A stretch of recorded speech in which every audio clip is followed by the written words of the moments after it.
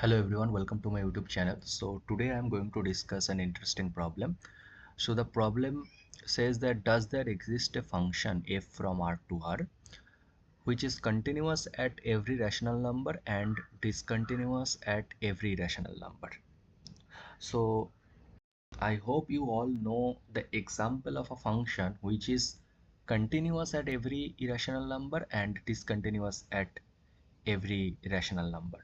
The example That example is called Thomas function or Thomai function or something like that. Uh, so this is a very nice problem, and I want to give a general comment and a general idea that how can you see that the set of discontinuity. So here in this question, it is asked that set of discontinuity of f is equal to q complement, right? Set of discontinuity of f is q complement. So my claim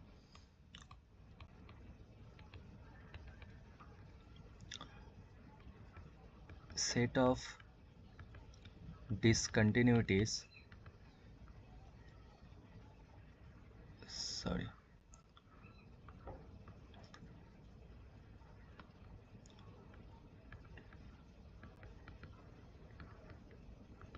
of f forms a f sigma set. What is called f sigma set? A subset of R is called f sigma if it can be written as countable union of closed sets in R. So that means set of discontinuities of f always forms a f sigma set. Okay, and an exercise to check that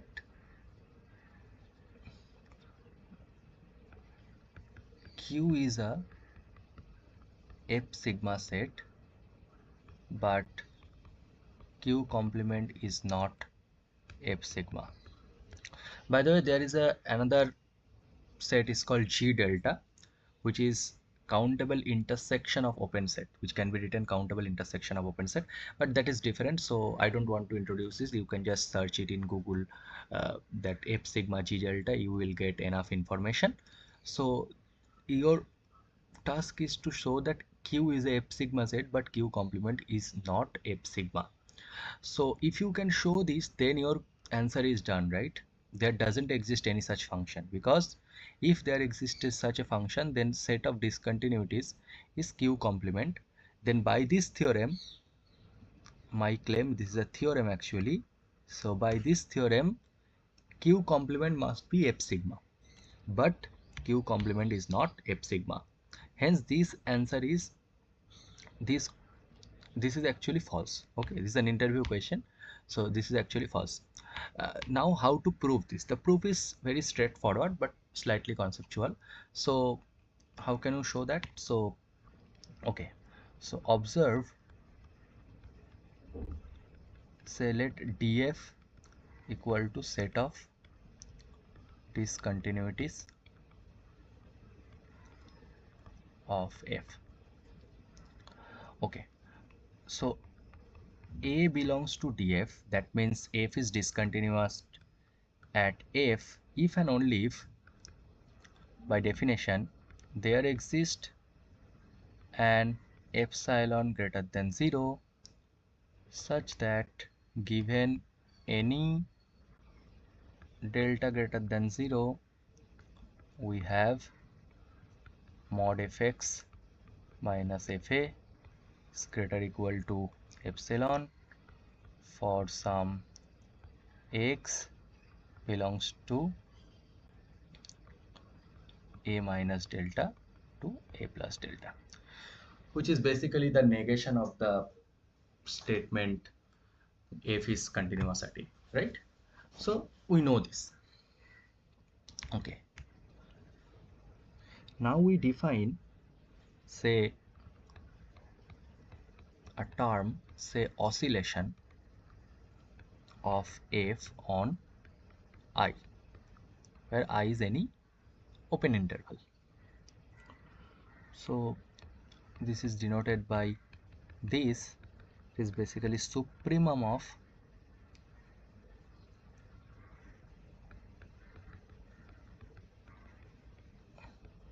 mod fx minus fy such that xy is in I. This supremum. This is called oscillation.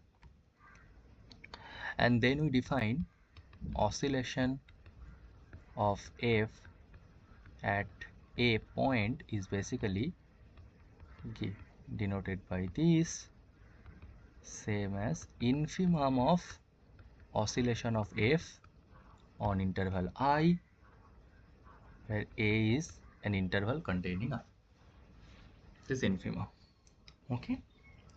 Now a nice exercise, and which is straightforward.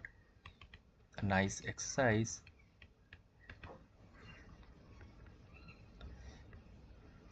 that f is continuous, that WFA, that means oscillation of f at A is 0 if and only if f is continuous at A. At A. Okay.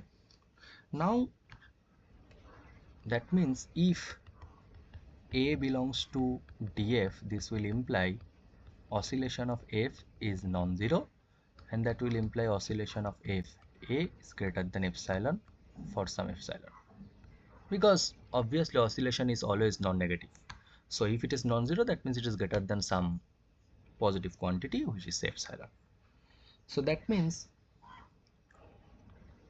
we can write df as collection of x in R such that oscillation of f at x is greater than epsilon, say greater than epsilon, or say greater equal to epsilon for some epsilon greater than 0, right? We can write that. Okay, now you can write it as union of x belongs to R such that oscillation of f at x is greater or equal to 1 by n. N belongs to natural number. Why this set are equal? So this is equal because, say, take any point here, say y belongs to this. That means oscillation of y, that means say wf of y is greater or equal to some epsilon. Now choose n such that 1 by n is less than epsilon. Then oscillation of f at y is greater than 1 by n. This will imply y belongs to this set,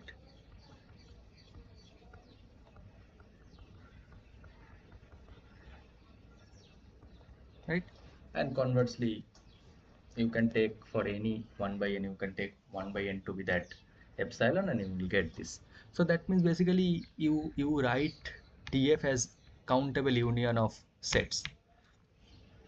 So hence we write df as countable union of sets of the form an. So df equal to union of an greater or equal to natural number, where an equal to set of all x such that oscillation of f at x is greater or equal to 1 by n. Now claim an is closed. for every n. Why? So to show an is closed, it is enough to check its complement is open.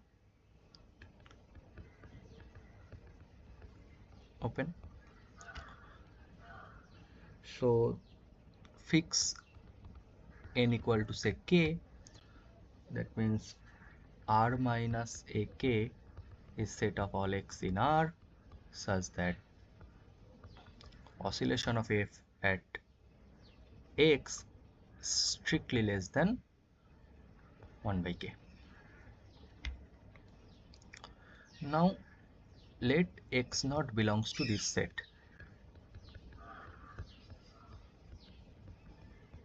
One by k. That means oscillation of f at x naught is less than 1 by k. Now this is actually infimum of oscillation of f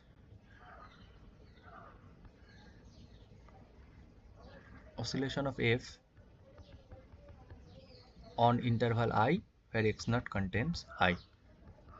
This is less than 1 by k. That means choose an interval. So from this, by the property of infimum, the infimum is less than this. So that will imply choose an interval I such that oscillation of f on I is less than 1 by k. So that will imply I is contained in this set R minus ak.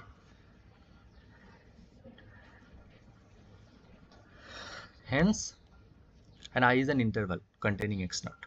That will imply R minus ak is open. And by using same argument, you can say that R minus an is open for any n. So this will imply an is closed. This will imply DF is countable union of closed sets,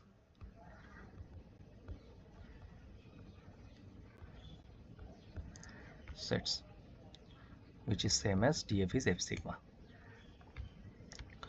Okay, so DF is countable union of closed sets, so that means DF is F sigma. Okay, now a most important